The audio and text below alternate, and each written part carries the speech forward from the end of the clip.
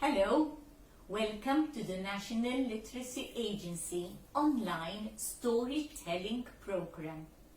Għidli Storja, tell me a story. Today I have an English legend from Norfolk for you, and the title of this legend is The Pedlar of Swaffham. So it is story time. Look and listen. Once in the village of Swaffham there was a peddler, and his name was John Chapman. John Chapman travelled from one place to another place, selling this and selling that. As a peddler, he used to sell a lot of household goods, but he was very poor. Back home in his cottage, it was very poorly.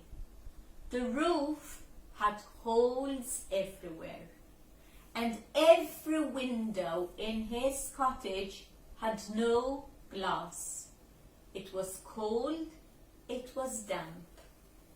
The only thing that John Chapman liked and enjoyed was his very small garden. He had an apple tree, and in summer he used to go to his garden, and he used to doze off and sleep there under his apple tree. One night he had a very strange dream. Someone in the dream told him that he had to travel to London, which was quite far. But not just to London. He was told to go to London Bridge, because it was there where his fortune was waiting for him. So, the next day, John Chapman prepared for the journey. He had a bag, and he put the little food he had left. He put a blanket in his bag, and he took off for the journey. He walked night and day, day and night, night and day, until he was standing on the London Bridge. He looked around, and there were people everywhere. There were people buying, people selling. There were peddlers just like him. And John waited and waited, but nothing happened. Only, of course, his toes became so very cold. That night he snuggled in his own coat, and he put the blanket that he had in his back over his head and ears, and he slept there all night. The next day again, people were coming, people were going, people were shopping, people were selling, peddlers everywhere.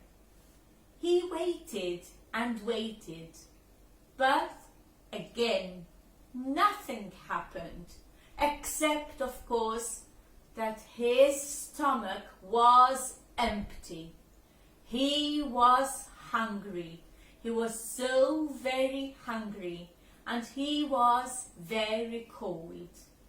Again that night he snuggled in his own coat, and he covered himself and his head with the blanket he had in his bag, and he slept there until the next morning.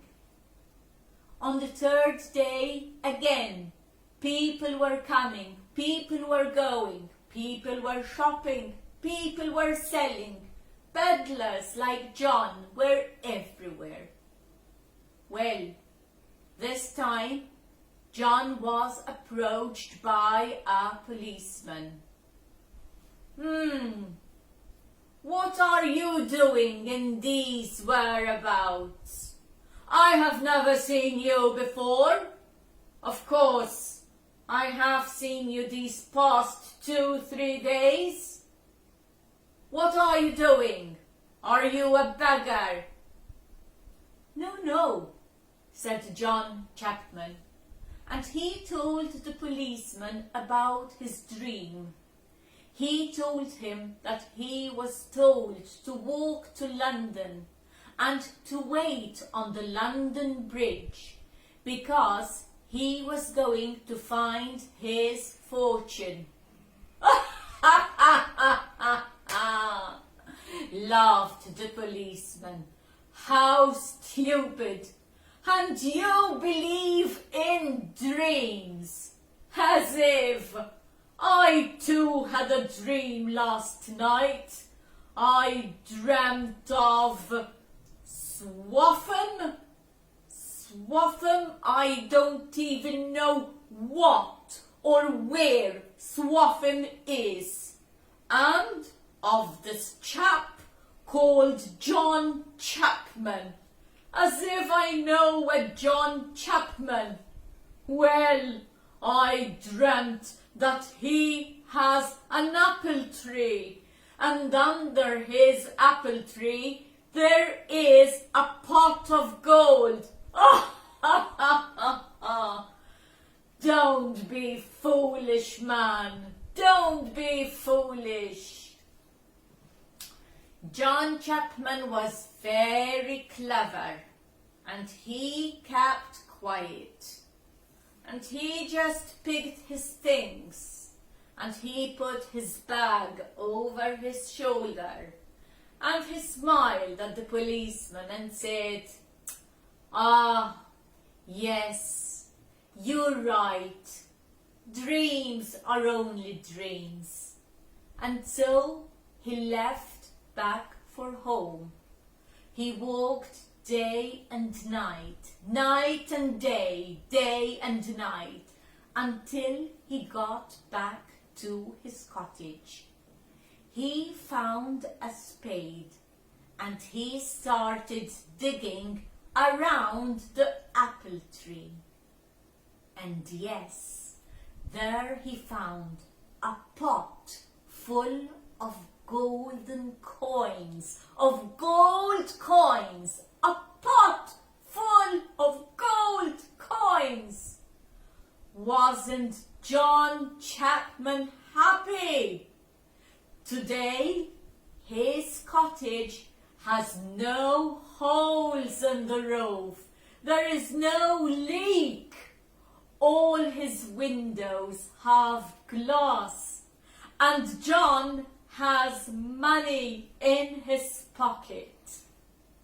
How good it was of John to believe in his dream, and how good it was of the policeman not to believe in his dream, for he could have asked about Swaffham, and maybe he could have taken John's treasure away. Well, John didn't have to be a peddler anymore. He was just happy in his cottage, under his apple tree, especially in summer. And this is the end of our story today. I do hope you enjoyed it. Do you believe in dreams? I don't believe in dreams, but sometimes I do get some doubts. Thank you very much for joining us. Until the next story. Bye-bye.